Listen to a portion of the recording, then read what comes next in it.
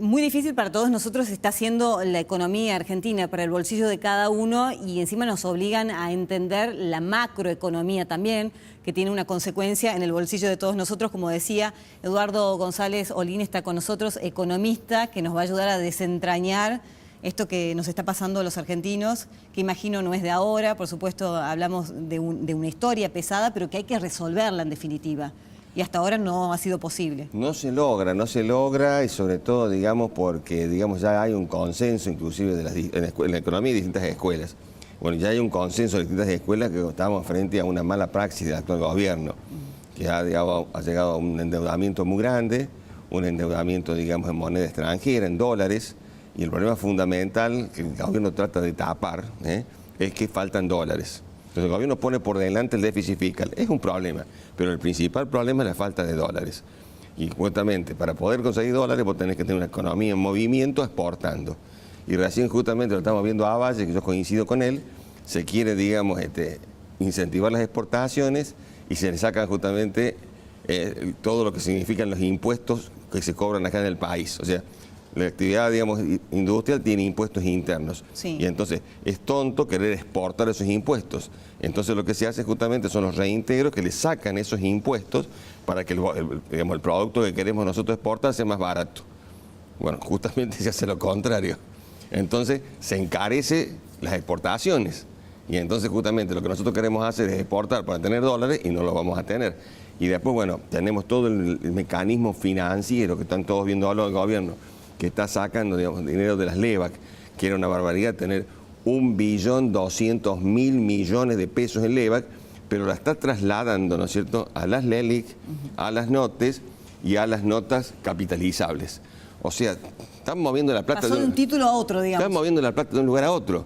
Y las NOTES son peligrosísimas, porque las NOTES, digamos, son las notas del Tesoro, para el público en general. Sí, claro. Se pueden comprar en pesos, pero le devuelven dólares. Entonces la pregunta es, dentro de 4 o 6 meses, cuando empiezan a venderse esas notes, ¿el gobierno va a tener esos dólares? A ver, desalientan la compra de dólares por un lado y por otra parte están propiciando... Es venta de dólares futuro. Tiene el Banco Central que vende dólares futuro y el Tesoro, o sea, el gobierno que también está vendiendo dólares a futuro. Entonces la pregunta es, bueno, cuando todos esos que están comprando dólares a futuro, el Banco Central y al gobierno, al Tesoro. Bueno, vamos a vayan a pedir los dólares. Algunas cuestiones más prácticas, ¿no? Hoy, por ejemplo, lo escuchamos a Duhovne decir que la inflación está desacelerándose. Esto se contradice, por supuesto, con lo que ha mostrado el INDEC en relación al mes de septiembre. ¿De qué está hablando entonces Duhovne? Él está haciendo una apuesta a una cosa que lo hemos dicho acá en este programa, acá en el noticiero, que ellos están apostando a lo que los economistas llamamos vulgarmente la paz de los cementerios. O sea, están enfriando la economía de una forma espectacular. Claro, no se mueve absolutamente nada, y como no se mueve absolutamente nada, bueno, la inflación baja. Pero esta concepción, yo digo, generalmente es terrible, porque se olvida que hay gente ahí. O sea, cuando baja la actividad económica, hay suspensiones, hay despidos, hay quiebras de empresas. Hoy, digamos, en el coloquio de ideas, un tema que había justamente entre los empresarios era justamente la posibilidad de que quiebren empresas muy grandes en Argentina, porque no están trabajando. Entonces me parece que, como el otro dicho, muerto el perro se acabó la rabia. Entonces, bueno, van a matar la economía argentina, es cierto, después que mataron la economía argentina no va a haber inflación, pero la gente, los argentinos, tenemos que vivir de la economía.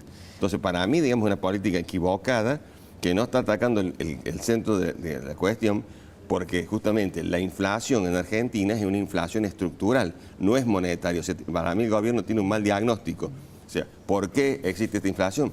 Porque los grandes grupos económicos prefieren aumentar los precios en lugar, ¿no es cierto?, de invertir.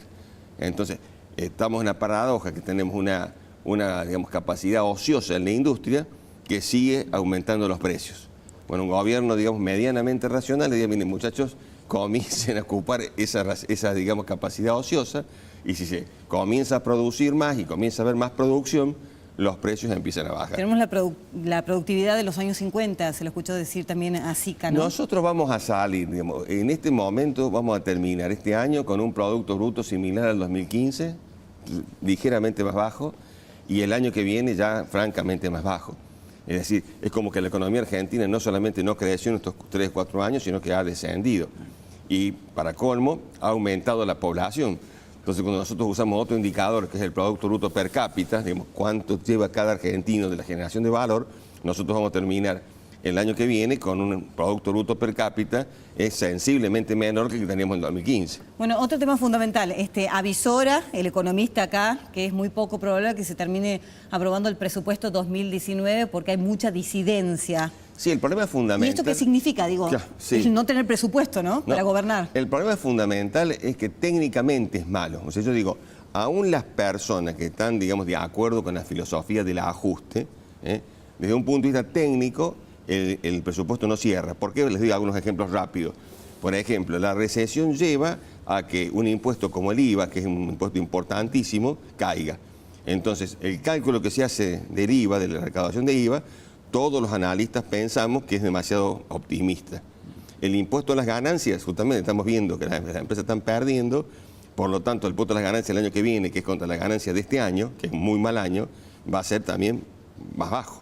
O sea, de nuevo aparece un cálculo muy pesimista. Claro. Entonces, en general, y ni hablemos del dólar, fíjese un dato. A ver. Por cada peso que cambia, digamos, el tipo de cambio, tiene un impacto de 4.800 millones de pesos en el presupuesto por la deuda externa que tiene el gobierno.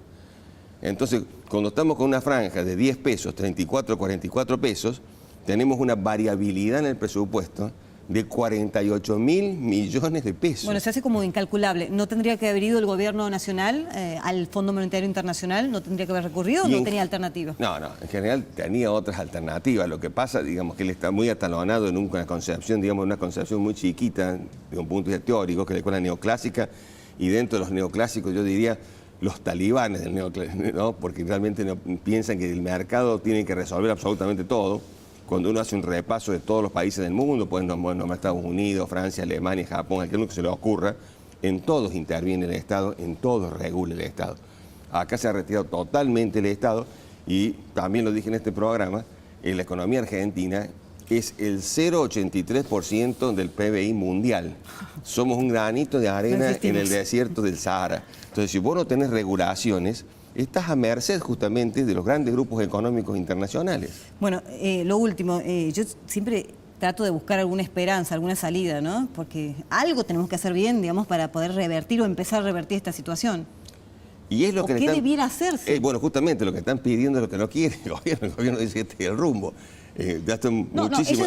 es más, ellos dicen que tienen un plan y que no cambiaron el plan, sino que el ritmo de este plan es lo que se ha desajustado. Por eso digo, ellos están atalonados en un plan, en una concepción, que directamente es una concepción muy, podemos decir, muy elemental. No tienen prácticamente medidas y dicen el mercado acomoda las cargas. En una economía como la nuestra, que es una economía oligopólica, quiere decir que los que toman la decisión son los grandes grupos económicos. Y por supuesto, los grandes grupos económicos, como es lógico, buscan su ganancia. No están pensando en el bienestar de los argentinos.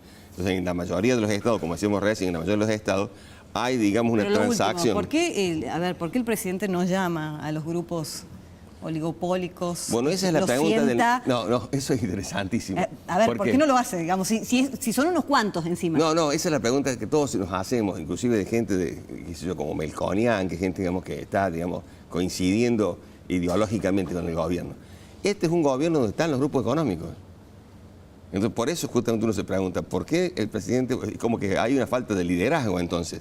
Pues entonces, un presidente con liderazgo, digamos, le dice a los grupos económicos a los cuales él pertenece a su grupo económico, ¿no es cierto? Porque él viene justamente del grupo económico, ¿no es cierto?